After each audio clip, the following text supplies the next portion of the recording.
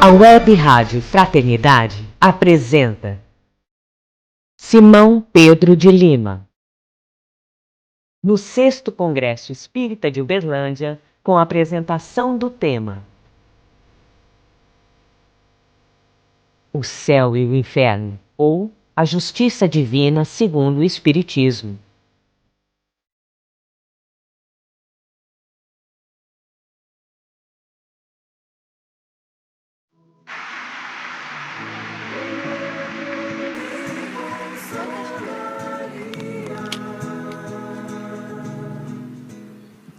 Boa tarde. Que Jesus nos abençoe, nos inspire a cada um e nos guarde junto dele em paz. É uma alegria sempre renovada poder, uma vez por ano, chegar ao céu. Pelo menos aqui, já que o de lá eu não sei se eu chegarei. Mas nós vamos ver ao longo da conversa se nós descobrimos onde é que está esse céu. E vamos ver se nos desviamos do caminho do inferno, já que é a proposta do tema que nos trouxeram: o céu e o inferno, ou justiça divina, segundo o pensamento espírita. Então vamos conversar sobre isso, valendo-me de um pensamento de um filósofo materialista, discípulo de Hegel, que instituiu o materialismo absoluto. Nós tivemos em Hegel o materialista dialético. E dois dos seus discípulos, Karl Marx, que desenvolveu o materialismo histórico, e Feuerbach, que desenvolveu o materialismo absoluto. E Feuerbach escreveu uma obra muito interessante, chamada A Essência do Cristianismo. E nessa obra há um trecho que ele diz o seguinte: está escrito que Deus fez o homem à sua imagem e à sua semelhança. Eu, porém, desconfio que o homem fez Deus à sua imagem e à sua semelhança, pois o Deus que nos é apresentado tem mais defeitos humanos do que qualidades divinas. Essa foi a fala de um materialista, e uma fala corretíssima. Uma fala corretíssima que explica o porquê de muitos ateus. Uma fala corretíssima que explica porquê de muitas pessoas não acreditarem em Deus.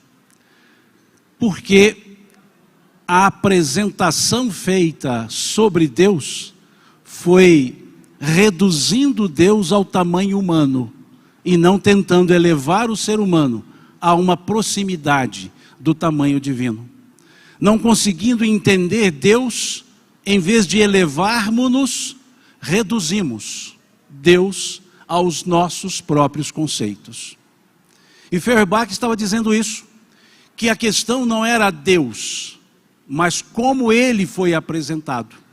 E como ele foi apresentado com mais defeitos humanos do que qualidades divinas, ele não poderia ser Deus.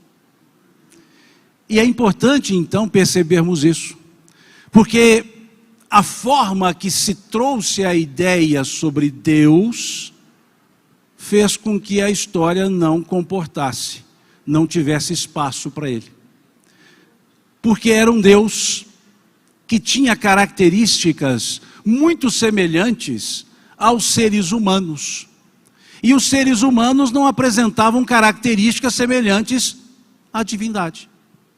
Então isso gerava justamente um confronto de ideias.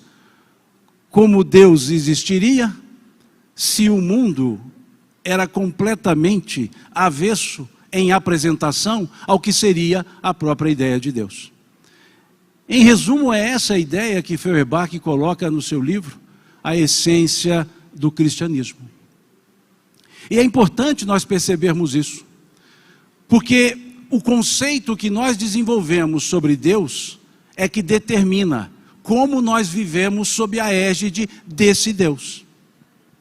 Então é importante nós entendermos esse aspecto, esse conceito. Se nós olharmos o capítulo 20 do livro Êxodo, lá do Velho Testamento, nós veremos: eu sou o Senhor teu Deus, que te tirou do Egito, da casa de servidão. Não terás diante de mim nenhum outro Deus, nem a ele prestarás culto, pois eu sou um Deus ciumento, que puno a iniquidade dos pais dos filhos nas terceira e quarta gerações. Esse é o conceito trazido. Sou um Deus ciumento. Que em outras traduções, um tanto mais eufêmicas, colocaram: sou um Deus zeloso. Um Deus zeloso que pune. Pune. Então vejamos o que o Feuerbach estava dizendo. Ciúme é um sentimento humano. Deus não poderia ser ciumento. Deus não poderia ser nada disso que nós somos e chamamos de defeitos. Mas esse ou essa é a ideia que se tem do Criador. Um Deus que deveria ser temido. Essa era a ideia. El Shaddai, o Senhor Todo-Poderoso. El-Ohim, o Senhor Criador. Mas sempre o Senhor. Adonai, o Senhor. Então a relação que se tinha para com Deus era o Senhor Todo-Poderoso, o Senhor dos exércitos, aquele cujo nome não poderia ser envergado, não poderia ser dito. Quando Moisés pergunta o nome de Deus, ele responde: eu sou o que sou, em algumas traduções, ou apenas eu sou, em outras traduções. Uma palavra escrita num tetragrama, Iod-Re, Vav-Re, que seria o nosso YHWY, ou melhor dizendo, WH, Iod-Re, Vav-Re, que não tem pronúncia porque não há vogal, só consoante. Então ficava difícil pronunciar, porque o nome de Deus seria impronunciável. Tamanho o medo que se tinha. Podemos chamar tamanho o respeito, mas na verdade era medo. Porque era para ser um Deus temido. E por isso obedecido. Esse é o Deus que nos foi apresentado numa cultura que é base do nosso pensamento, por assim chamar, religioso, a cultura hebraica. Eu não chamaria de cultura judaica, mas hebraica, já que para a época, judeu era o habitante da Judéia.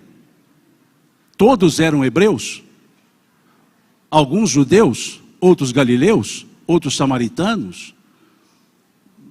Por isso eu chamo de hebreus, que é o termo mais aplicável para a época, já que o judaísmo não era uma religião, era um sistema de governo.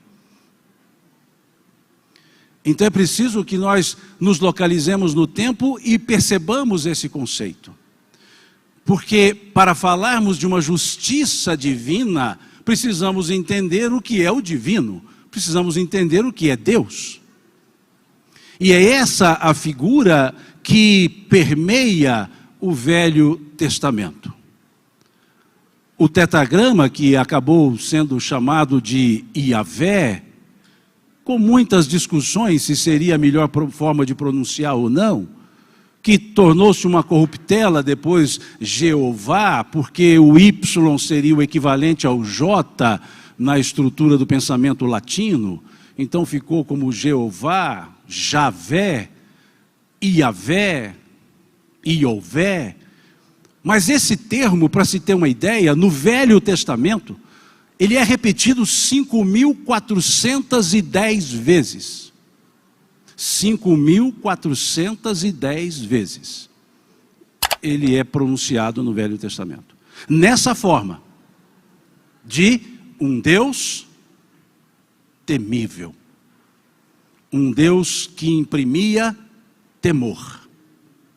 O Senhor que ia à frente dos exércitos, dos seus exércitos. Já que ele tinha um lado, ele tomava um lado, ele tomava uma posição. Era um Deus que havia escolhido um povo,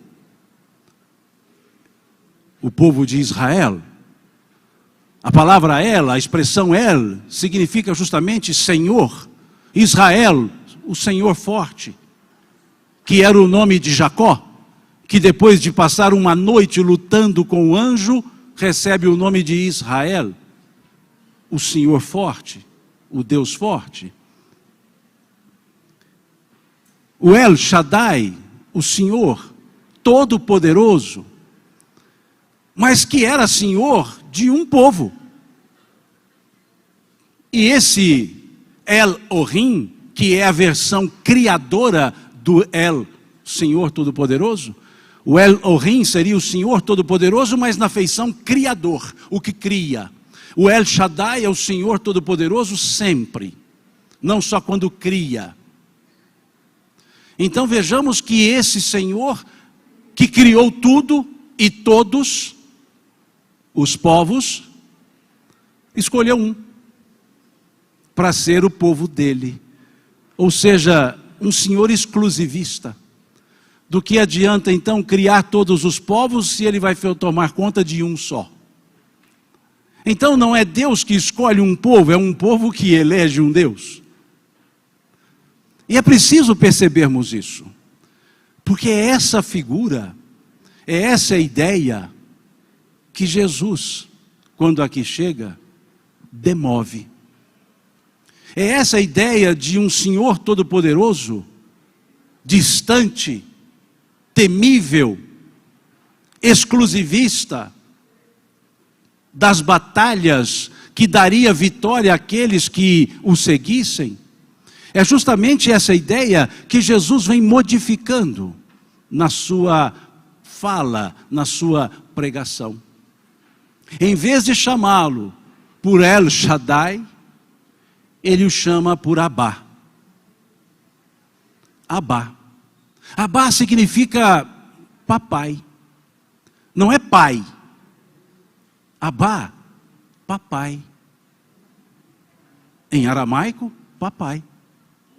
Vejamos que ele não se refere mais ao Senhor, mas refere-se ao papai.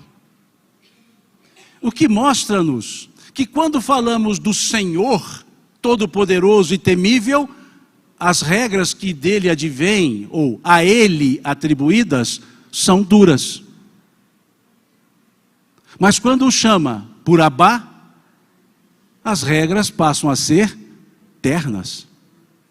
Então, a ideia que Jesus traz não é mais do Senhor que punia a iniquidade dos pais nos filhos nas terceira e quarta gerações, mas de um papai amoroso. Um papai que já não era mais só de um povo, já seria para todos os povos. E numa forma belíssima, Jesus vai dizer às pessoas sobre isso. Em um momento, conversando com muitos, ele diz: quem de vós, se vossos filhos vos pedirdes um pão, dará uma pedra?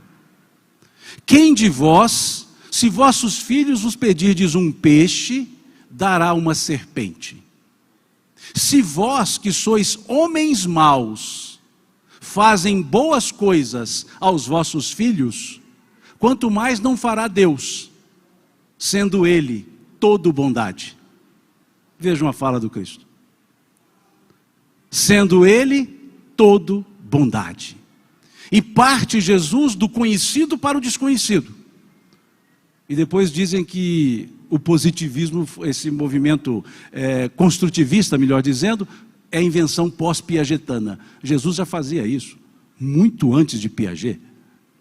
O construtivismo nasce com Jesus, porque ele sempre partia do conhecido para o desconhecido, do mensurável para o incomensurável, do abstrato para do concreto para o abstrato. Então ele partiu do conhecido. Qual é o conhecido? Como os pais tratam os filhos. E ele disse: se vocês que são pais e maus fazem as coisas boas para os seus filhos, por que Deus faria coisas más para os seus filhos se Deus é bondade? Deus não é maldade. E é importante então percebermos que a partir desse momento, o respeito a Deus não era pelo temor, era pelo amor. Respeitava-se a Deus por amá-lo, não por temê-lo. E é isso que Jesus inaugura. Não mais uma ideia de um Deus distante, que recebeu uma colaboração de Pedro. Se olharmos um fato, um momento vivido pelos apóstolos com Jesus, capítulo 16 do Evangelho de Mateus, quando Pedro ali faz uma revelação, ele diz: tu és o Cristo, o Filho de Deus vivo. Não é o Filho vivo de Deus, é o Filho de Deus vivo. Deus é que estava vivo, ou seja, presente, imanente, constante e não distante. É esse o conceito que precisamos ter ou perceber, porque dos conceitos é que nós então buscamos elaborar o entendimento das regras. As regras sob o conceito de um Deus temível eram regras duras,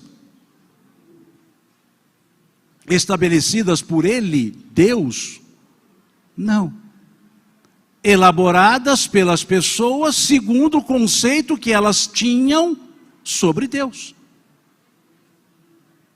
E aí então vem uma figura de um Deus que pune, de um Deus que escolhe, de um Deus que não fica satisfeito com as coisas que ele mesmo cria, tão insatisfeito que resolve acabar com a criação que ele fez.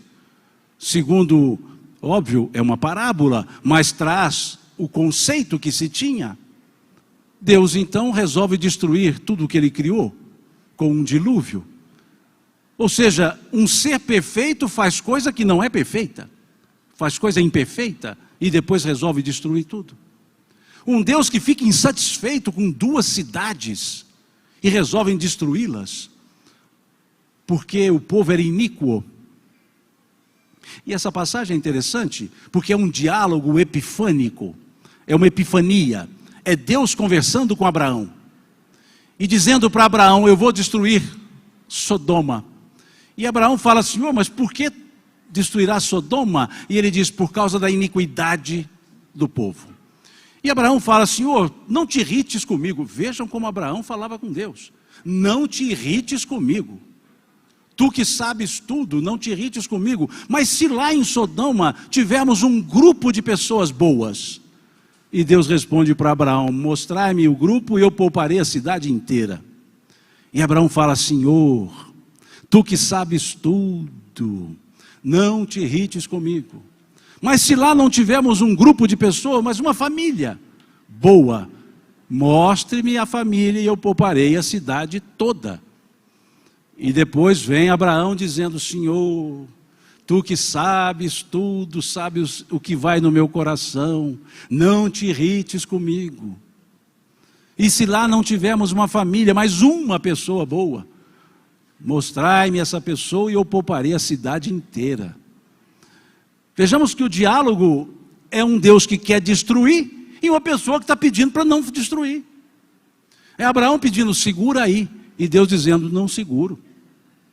Então essa figura é que Jesus foi reconstruir,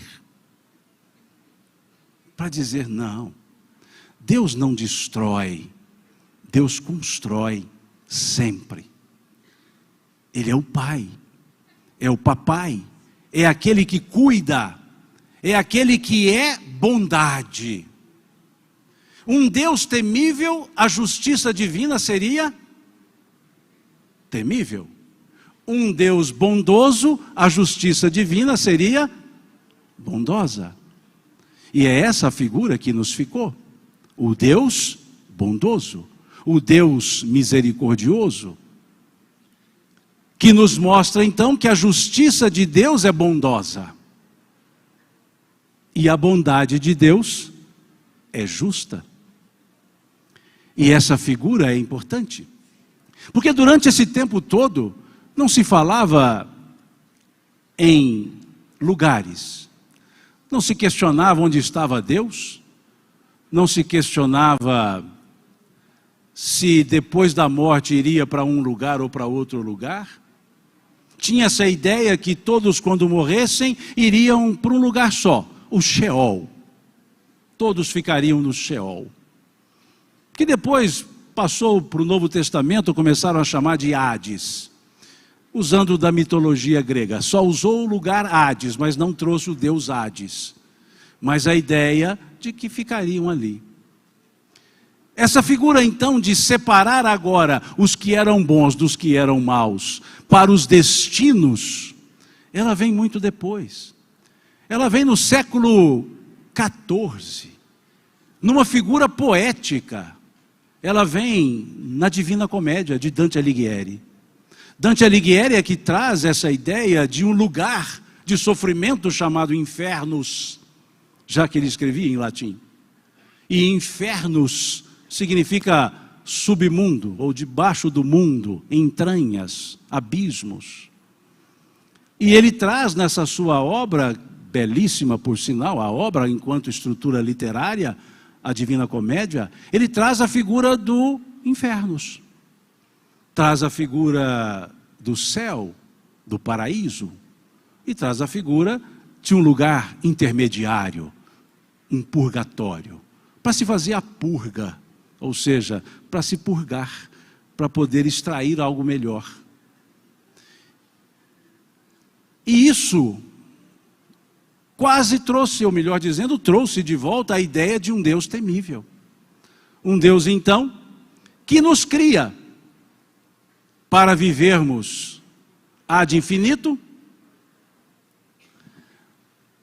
e que determina o destino desse ser que é imortal por alguns anos vivido na terra.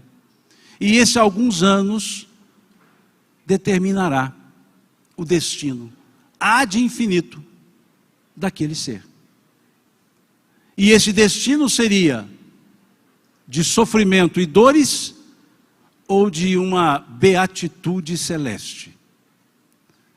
Ou ficar sendo queimado ou escutando o anjinho tocar harpa para a eternidade. Era essa a ideia. E aí começamos a repensar essa ideia de uma eternidade determinada por um período limitado, que é a vida aqui na Terra. Ou seja, um período em que se vivia, ou se vive 80, 100 anos, determina toda a consequência para a eternidade, para o futuro. Uma ilogicidade sem tamanho. O finito determinando o infinito, infinitamente. E é justamente esse tipo de pensamento que foi sendo questionado e foi gerando as correntes de negação a ideias sobre Deus. Foram surgindo as correntes que eram refratárias às ideias religiosas. Foi surgindo então o fundamento para as ideias ateias, para o ateísmo. Por quê? Porque não encontrava espaço racional para essas ideias. De um ser que cria e destrói, de um ser inseguro, de um ser ciumento, vingativo, exclusivista, e que, embora Jesus tivesse trazido amoroso, bondoso, ainda existia dores e sofrimentos. E haveria um destino determinado por um espaço de tempo mensurável, e esse destino determinado seria incomensurável. A negação seria lógica. Não negar o mérito, mas negar a forma que foi trazida essa ideia. Até que foi melhor pensado. E é justamente nesse confronto entre uma racionalidade cartesiana, que depois se positivou na figura de Comte, e aquela religiosidade, embora um pouco trabalhada pós Tomás de Aquino, é que nesse contexto surge o pensamento espírita. E Kardec vai trabalhar uma ideia interessante, que era as ideias mutuamente excludentes, fé e razão. E Kardec vai dizer que a fé inabalável, que a fé inquebrantável, era a fé que enfrentava a razão, face a face, em qualquer época da humanidade. Ou seja, nenhuma nem outras eram excluídas, mas havia momentos para uma ser trabalhada e havia momentos para outra ser trabalhada. Mas não eram excludentes, não eram mutuamente excludentes. Que poderia-se ter fé e manter a razão, poderia-se desenvolver a ideia racional sem perder a fé. Foi o que ele chamou de fé raciocinada. E diz que essa é uma fé inabalável. Raciocinada, porque até então vinha-se uma ideia trazida por Agostinho, credum quia absurdum. Eu creio porque é absurdo. Era a ideia. E foi negada pelo pensamento racional, que dizia, non credum quia me passe absurdum. Eu não creio justamente porque é absurdo. E Kardec foi dizer que religião e ciência eram duas asas que determinavam o voo da humanidade. E dizia que a ciência sem a religião ficaria impossibilitada de explicar uma série de fenômenos usando somente as leis da matéria. E a religião sem a ciência ficaria desprovida de provas. E é isso que Kardec chama de aliança da ciência e religião, no capítulo 1 do Evangelho segundo o Espiritismo. E também no capítulo 1 do livro A Gênese. O caráter da revelação espírita. E é nesse conceito, então, que as ideias vão ser trabalhadas. A figura Deus e, por decorrência, as suas estruturas, as suas leis. Por decorrência. E essa figura sobre Deus, a filosofia tem um segmento todo voltado para estudar as características de Deus, que se chama teodiceia, não é teologia. Teodiceia, estudos dos atributos de Deus, é um ramo filosófico. E nesse ramo filosófico, chamado teodiceia, Kardec busca os elementos. Aquelas ideias dos atributos da divindade não saem de Kardec. Ele busca na teodiceia, que já vinha trabalhando a ideia de conceber um Criador a partir de atributos sem os quais ele não poderia ser o poderoso, não poderia ser o Senhor, não poderia ser o Pai, não poderia ser Deus. E é isso que Kardec faz. Propondo aos espíritos, é uma proposta que ele faz, na questão número 13 do Livro dos Espíritos, ele propõe aos espíritos, se dissesse que Deus é eterno, imutável, soberanamente justo e bom, único, onipotente, onipresença e onisciência não faz parte da teodiceia, faz parte da teologia, mas que pode ser utilizada. Ele então propõe isso aos espíritos, os espíritos dizem, dá para se ter uma ideia. Então Kardec traz a proposta, a partir de uma resposta que foi dada pelos espíritos. Quando Kardec pergunta que é Deus, e eles respondem, inteligência suprema do universo, causa primária de todas as coisas. É uma resposta interessante, porque traz a ideia do Deus antes da criação e o Deus criador, que os hebreus então trabalhavam com El Shaddai e o Elohim. Inteligência suprema do universo é essa figura que cria, que desenvolve, e é uma inteligência suprema. Significa que está acima de outras inteligências que ele criou. A resposta não foi Deus é a inteligência única do universo. Foi a inteligência suprema. Quer dizer que ele criou outras inteligências. E nessas inteligências estão os seus atributos. E aí então Kardec, desenvolvendo essa ideia, e sendo ele a causa primária, a causa primeira, a primeva de tudo, Kardec propõe então, que para esse Deus ser Deus, ele precisa ser único. Se tiver um outro, um dos dois será. Então não pode ter dois.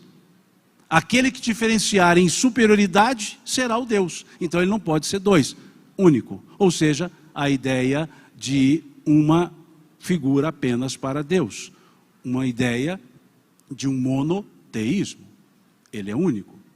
Esse Deus, além de único, tem que ser eterno. O que é eterno? Não tem início, não tem começo e não tem fim. Nós somos imortais. Nós temos começo e não temos fim. Deus é eterno, não tem começo e nem fim. Porque se ele tiver começo, quem o começou é que seria Deus.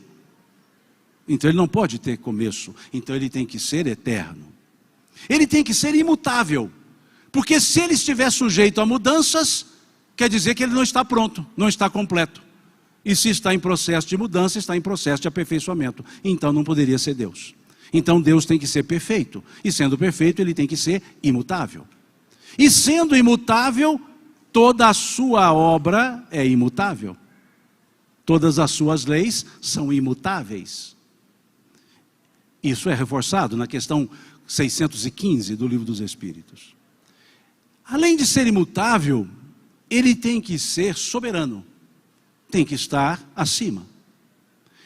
Mas além de ser soberano, ele tem que ser justo.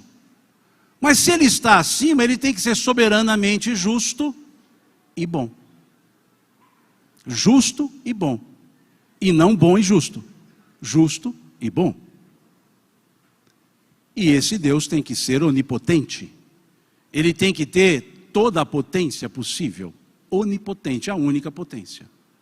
A partir daí, a partir dessa ideia teodiceica, dos atributos da divindade, chega-se então a uma possibilidade conceitual para as leis de Deus e, obviamente, para a sua justiça. E é importante então perceber esse conceito. Porque esse conceito das leis de Deus, leis físicas e leis morais, Kardec começou a desenvolver perguntando aos espíritos. Na questão 614 do Livro dos Espíritos. Quando ele vai perguntar o que se entende por lei natural. E é importante essa pergunta. O que se entende por lei natural? Porque até então, quando se falava lei natural, se falava das leis da natureza. Naquela época havia um sistema chamado fisiocracismo. Fisiocracismo, governo pelas leis da natureza, governo pela física. Então, leis naturais eram as leis físicas. A lei do movimento dos astros, a lei da gravidade, a lei de ação e reação, as leis físicas. E quando Kardec pergunta, abrindo o livro das leis morais, o que se entende por lei natural, indiretamente ele coloca a ideia de leis morais como leis naturais. Porque é da natureza. A moralidade é da natureza. O moralismo são das pessoas. As pessoas desenvolvem moralismos. Mas a moralidade é uma lei natural. E aí os espíritos respondem. É a lei de Deus. Em outras palavras, estão dizendo que as leis físicas eram leis de Deus. E por decorrência, as leis morais eram leis de Deus. E vão mais, dizem única, a lei de Deus, única e verdadeira para a felicidade do homem, do ser humano. Única e verdadeira para a felicidade do homem. Essa parte da resposta nos fala o quê? Que as leis de Deus só têm uma finalidade: a nossa felicidade. Vejam que interessante. Vejam como o conceito muda. É a lei de Deus, única e verdadeira para a felicidade do homem. Ela lhe indica o que deve ou não deve fazer. Vejamos que eles não disseram, ela lhe indica o que pode ou não pode fazer. Eles dizem, ela lhe indica o que deve ou não deve fazer. E o homem, o ser humano, só é infeliz quando dessa lei se afasta. Vejam que interessante. E o ser humano, o homem, só é infeliz quando dessa lei se afasta. Quando observamos a pergunta seguinte, a 615, Kardec pergunta, a lei de Deus é eterna? E os Espíritos respondem, eterna e imutável, como o próprio Criador. Eterna e imutável, fazendo coro à questão número 13. Eterna e imutável.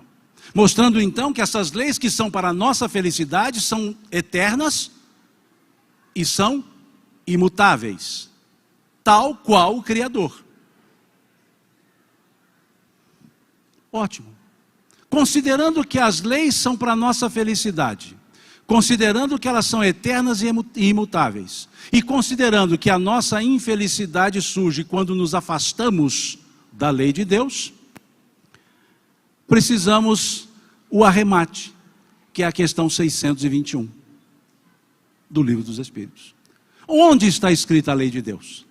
Em outras palavras, essa lei que é para a nossa felicidade, essa lei que afastando-me dela, me faço infeliz, essa lei que é eterna e imutável, onde que ela está escrita? E os Espíritos responderam, na consciência. Na consciência. E quando eles respondem isso, abre-nos o capítulo 13 do Evangelho de Mateus. As parábolas do reino. Em que Jesus vai dizer em 5 parábolas, que o reino de Deus tem um caráter interior. O reino de Deus é semelhante a um homem que foi ao mar, jogou as redes, pegou peixes grandes e pequenos, e segue a parábola. O reino de Deus é semelhante a um homem que semeou a semente, e veio o inimigo na noite e semeou o joio, e segue a parábola. O reino de Deus é semelhante a um homem que encontrou um tesouro dentro de um campo, e segue a parábola. O reino de Deus é semelhante a um homem que encontrou, a um comerciante que encontrou uma pérola, e sabendo o valor da pérola, vendeu tudo que tinha e comprou aquela pérola. Ou, o reino de Deus é semelhante a uma mulher que fez a massa, colocou 3 medidas de farinha, 1 medida de fermento, o fermento levedou a massa e a massa cresceu. Parábolas do reino, onde se pesca um peixe, no meu caso é num supermercado, mas tirando o meu caso, onde se pesca um peixe? Dentro da água.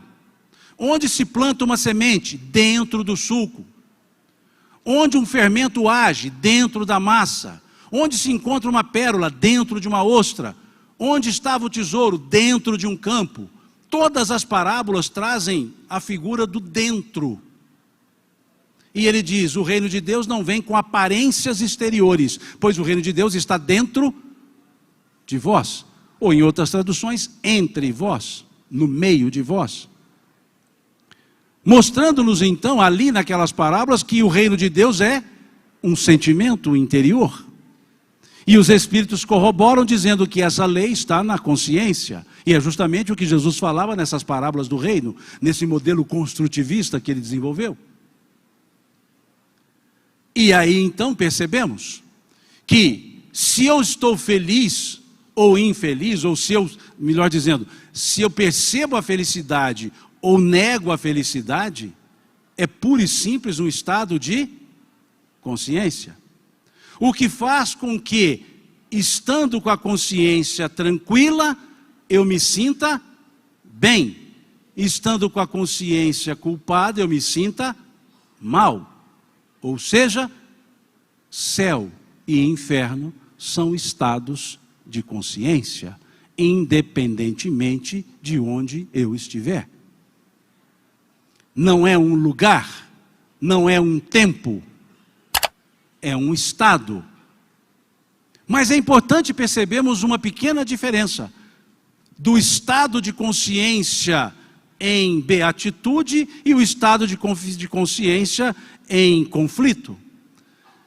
A lei de Deus é para a felicidade. Não é isso que está na questão 614? É para a felicidade. A lei de Deus é eterna, então a felicidade é eterna. Então a felicidade não tem tempo. Ela não é temporalizada. Ela não tem uma data para começar, uma data para terminar. Ela é eterna, ela não é infinita, é eterna, nem começo e nem fim. Ela é da nossa essência, porque é da lei de Deus. Questão 614, 615. Agora, o homem é infeliz, questão 614, quando se afasta dessa lei. Se a lei está na consciência e eu sou infeliz quando me afasto da lei, logo, quando me afasto da minha consciência, eu sou infeliz. Mas infeliz é uma palavra antônima de felicidade? Não. Infeliz é uma palavra antagônica, mas não é antônima, ou seja, ela não é contrário à felicidade. Ela é uma negação à felicidade. Ela é antagônica, não é antônima. Vejamos, infeliz, prefixo in, negação. O prefixo in é negar. Infeliz, neguei a felicidade. Ela continua existindo, mas eu nego. E quando eu nego a felicidade? Quando eu me afasto da lei de Deus. E onde está a lei de Deus? Na consciência. Então eu me afasto da consciência. E aí, por ser uma negativa, é temporal. É temporal. É temporal em que aspecto? A partir do momento que eu não me afastar da lei de Deus, não tem mais a infelicidade. Então, o senso de inferno é temporalizado, o senso de céu é eternizado. Então, não tem término para a ideia de céu e tem término para a ideia de inferno. Porque enquanto eu negar, enquanto eu me afastar da lei de Deus, há um estado de consciência em negação, há uma infelicidade. O que nada tem a ver com alegrias e tristezas. Alegrias e tristezas são do nosso hábito diário do viver. São as questões externas, que todas são temporárias e são mutuamente excludentes. Ninguém fica alegremente triste, ninguém fica tristemente alegre. Ou está alegre ou está triste, mas é estado. E eu posso estar alegre e ser feliz, estar triste e ser feliz. Estar alegre e infeliz, estar triste e infeliz. Triste e infeliz já é complicado, mas é possível. Então, com esse conceito, a doutrina espírita nos traz um outro senso de justiça, que Kardec resume de maneira magistral no capítulo 7 do livro Céu e Inferno. Capítulo 7, Código Penal da Vida Futura. 33 artigos somente. Nada mais, 33. E ali ele resume toda essa estrutura da justiça divina, que é justa e bondosa. Diferente daquela justiça do Deus temível, que era justiceira e vingativa. E aí entendemos que a bondade de Deus trazida por Jesus não se distancia da justiça, da ideia de justiça. Mas de uma justiça justa, não de uma justiça justiceira. Porque ela está sempre em conformidade com o estado de consciência. Por isso ela sempre será justa. Porque está no nível de consciência. E ali ele nos fala que não há uma falta que não tenha consequências funestas, como não há nenhum ato virtuoso que não tenha consequências benéficas. Ou seja, uma balança com pesos iguais. E nos fala da imortalidade. Se olharmos o artigo 9, ou o artigo 9º, melhor dizendo, muitos chamam de item 9, então eu sou da turma do Código Penal da Vida Futura, eu prefiro chamar de artigo. O artigo 9º, ele vai nos dizer que todas as faltas geram consequências, todos os atos benéficos geram consequências, e vão nos dizer que todo ato danoso deverá ser pago, deverá ser quitado. Nessa existência, na outra existência, ou em outras existências. E o interessante é que Kardec escreve, porque as reencarnações são solidárias entre si, porque pertencem ao mesmo Espírito. Ou seja, sou eu em qualquer encarnação. Então significa que eu não tenho mais de uma vida, eu só tenho uma. Eu posso ter várias encarnações, mas a vida é uma só. Porque se eu tiver mais de uma, eu não sou imortal. Então a minha vida é quando Deus me criou e vamos embora, ad infinito. E nessa vida que eu vivo, ora estou encarnado, ora desencarnado, ora encarnado, ora desencarnado. Porque encarnação não é sinônimo de vida. Encarnação é uma parte da vida. Vejam que os conceitos vão mudando. E aí eu não posso dizer que na vida passada eu fiz algo. Não, não. Eu fiz na minha vida. Porque se fosse outra vida, elas não seriam solidárias. Porque eu seria outro ser. Eu fui um lá e agora sou outro. Não, não, eu sou o mesmo. Por isso as encarnações se solidarizam. Por isso a consequência da ação de uma reverbera nas outras. Muito simples, muito justo. É a justiça divina. Nos fala no artigo 11, por exemplo, que as faltas não são iguais em consequências, porque as pessoas não são iguais nas atitudes. E Kardec escreve, uma mesma falta praticada por pessoas diferentes tem expiações diferentes em função da atenuante ou agravante que gerou o fato. Se os espíritos não somos iguais, as consequências não podem ser as mesmas para os atos iguais praticados por espíritos diferentes. E aí nós entendemos uma fala do Cristo, aquele que mais foi dado, mais lhe será pedido. Não se pede daquele que não tem, desculpe-me. Então vem essa lógica da justiça divina dizendo, um erro cometido por alguém que diz saber, e o mesmo erro cometido por alguém que diz não saber, tem consequências diferentes. E muitas vezes o que nós escutamos no movimento espírita, consequências iguais, por atos iguais, praticados por pessoas diferentes. Contrariando o que os espíritos nos trazem, o que Kardec nos traz no artigo 11 desse Código Penal da Vida Futura. No artigo 6º, chama-nos a atenção para algo muito mais delicado, o bem e o mal. O bem e o mal, não numa análise filosófica, mas a partir de um pensamento filosófico nas consequências. Dizendo nesse artigo 6º, que nós somos responsáveis pelos bens não feitos, pelos males feitos e pelos males advindos dos bens não feitos. Partindo da premissa que o mal é a ausência do bem. Se o mal é a ausência do bem, todas as vezes que eu não faço o bem, o mal acontece. Então eu sou responsável pelo mal que eu faço, mas sou responsável pelo mal que vem do bem que eu não faço. Vejam que é mais profundo.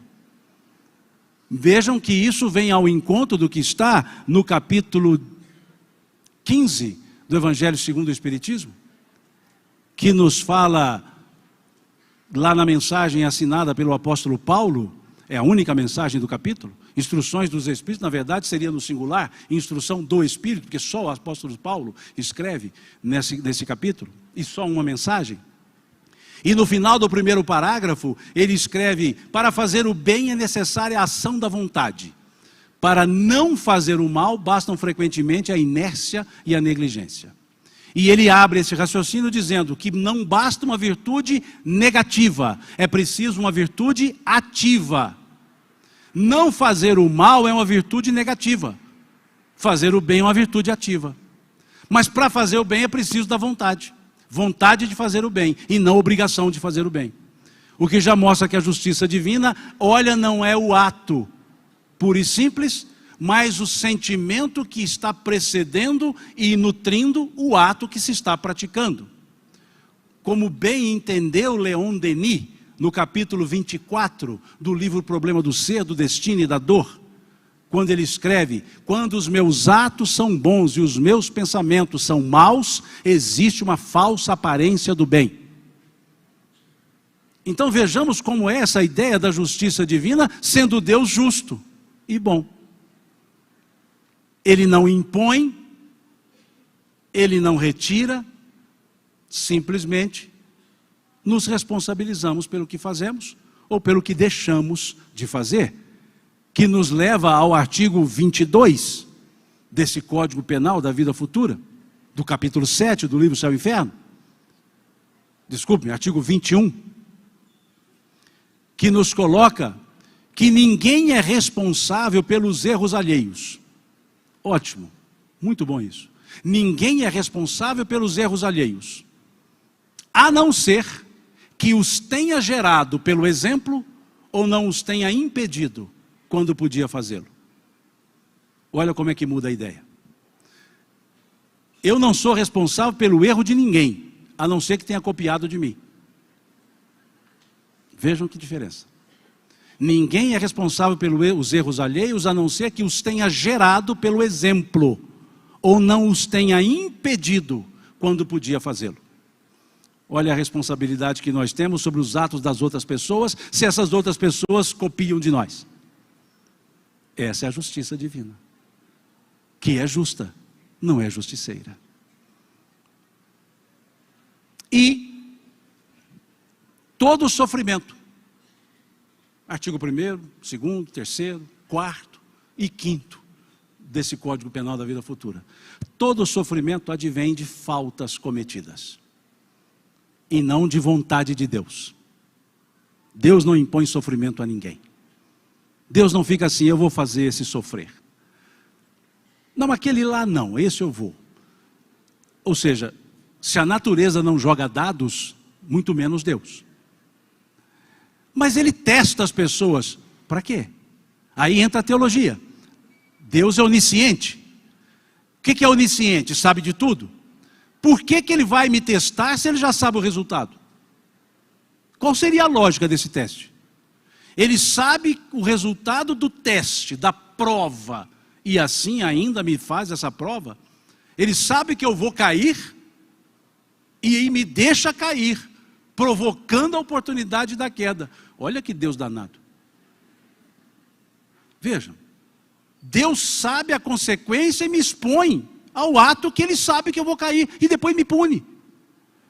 Ele sabe que eu vou cair, cria a situação para eu cair, deixa eu cair e me pune.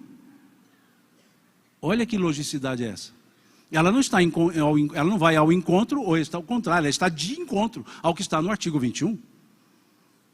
Ele podia impedir, não impediu?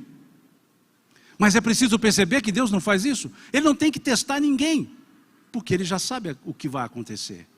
Então, Deus não atua, suas leis atuam. Por isso ele já as criou. A lei da gravidade é uma lei natural, que é uma lei de Deus. Eu posso negá-la? Posso. Eu posso dizer que a lei da gravidade não existe? Posso. Eu só não vou fazer o teste. Porque se eu pular, eu caio. Mesmo eu dizendo, não existe lei da gravidade. Por quê? Ela existe, eu querendo ou não. Então as leis de Deus existem. Posso negá-las ou não, mas elas existem. E essas leis, não precisa Deus dizer, você pulou, agora eu vou te derrubar. É natural. Da mesma forma, as leis morais são naturais. Naturalmente ocorrem. Então Deus não é um relojoeiro que constrói um relógio e fica movimentando os ponteiros.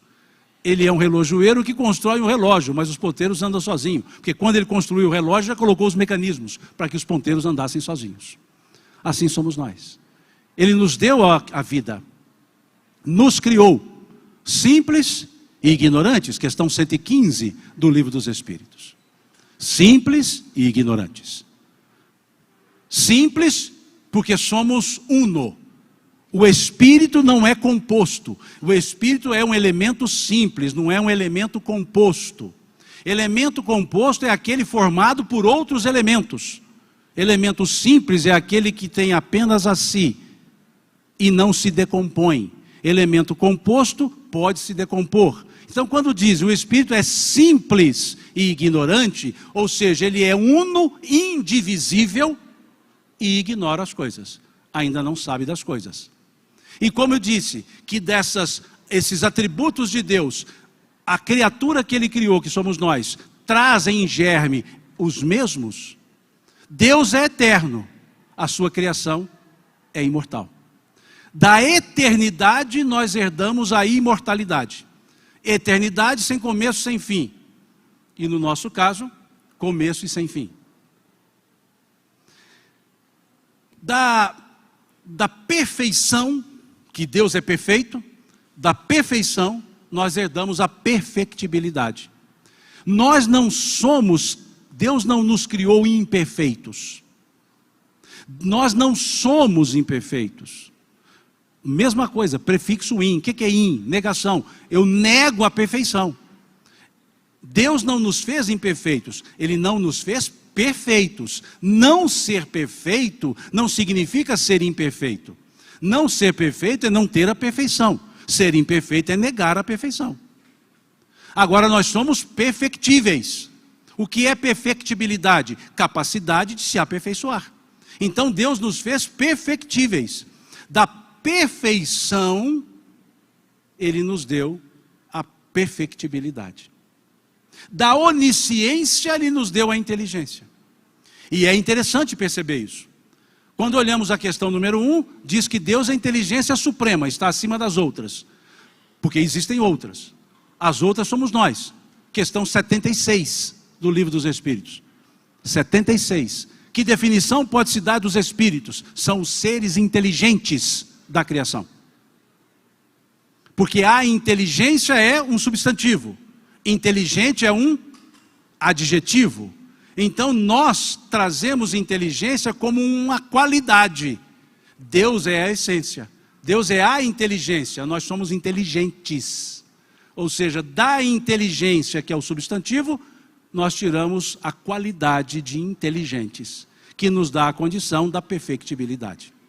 Ou seja, nós nos aperfeiçoamos. E é isso que está na questão 116 do Livro dos Espíritos, quando Kardec pergunta se haverá espíritos que permanecerão para sempre nas camadas inferiores da evolução. E os espíritos respondem: não, todos evoluirão. É um determinismo da lei de Deus. Como que um ser cujo determinismo é a evolução criaria uma ideia de um inferno, que é a condenação permanente e eterna? Então, para o pensamento espírita, beatitudes, sofrimentos, são consequenciais, sempre de atos. E os sofrimentos têm términos? Tem. Artigo 31, 32 e 33 do Código Penal da Vida Futura, capítulo 7 do livro Céu e Inferno. Os 3 últimos artigos nos fala da temporalidade. Quando acabará o sofrimento, quando acabar as imperfeições. E imperfeições no sentido absoluto da palavra. Enquanto eu negar imperfeito, negar a perfeição, prefixo de negação. Enquanto negar a perfectibilidade, haverá o sofrimento. E quando dará término? Quando eu deixar de negar. Quando eu entender que a lei de Deus, questão 614, é para minha felicidade. Quando eu entender que essa lei é imutável, entender que ela é eterna, questão 615.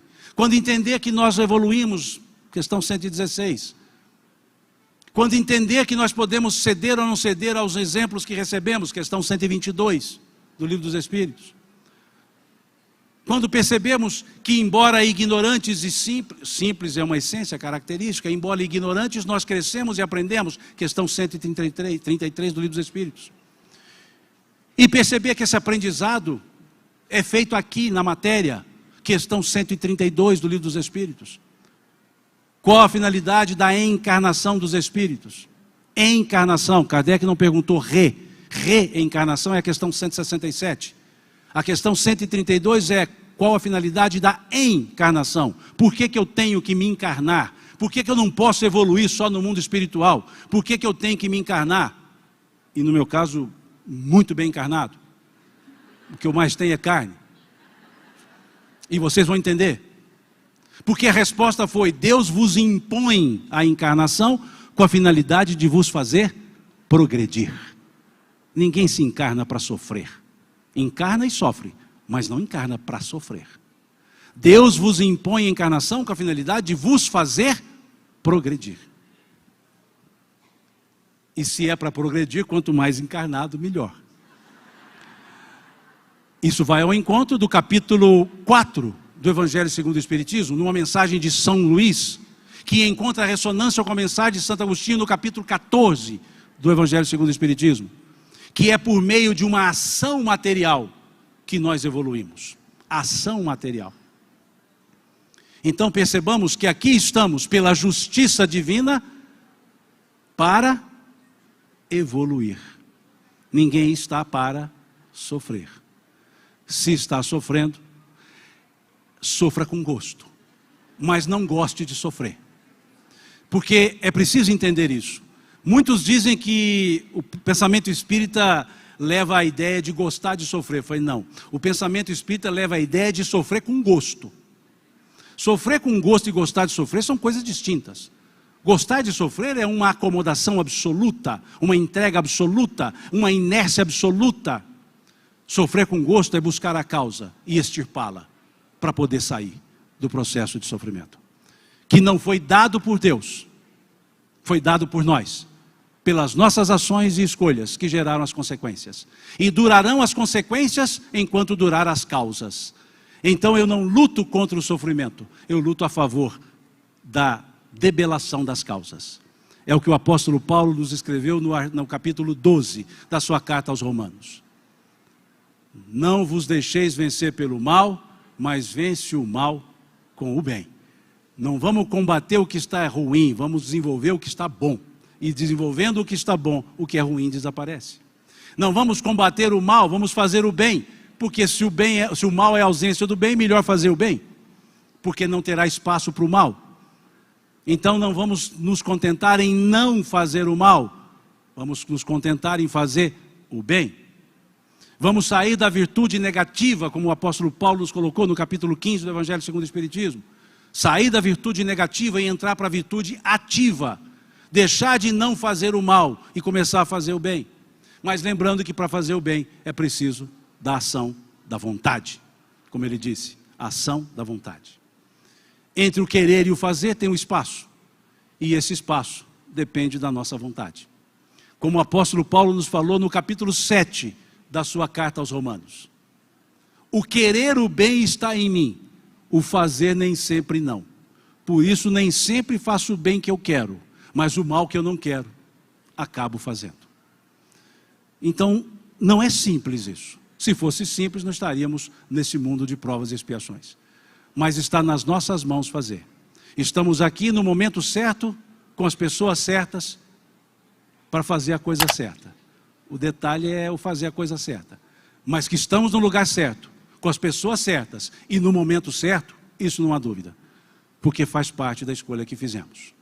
E essa evolução da questão 132, ela se dá paulatinamente, gradativamente, que é o que está na questão 167, que é assunto para conversarmos amanhã, no período da manhã, cujo tema é justamente a ideia do nascer de novo. Então eu agradeço essa paciência de vocês, por me aguentar essa 1h05, pedindo ao alto que nos abençoe e que nos acolha sempre nas nossas demandas espirituais.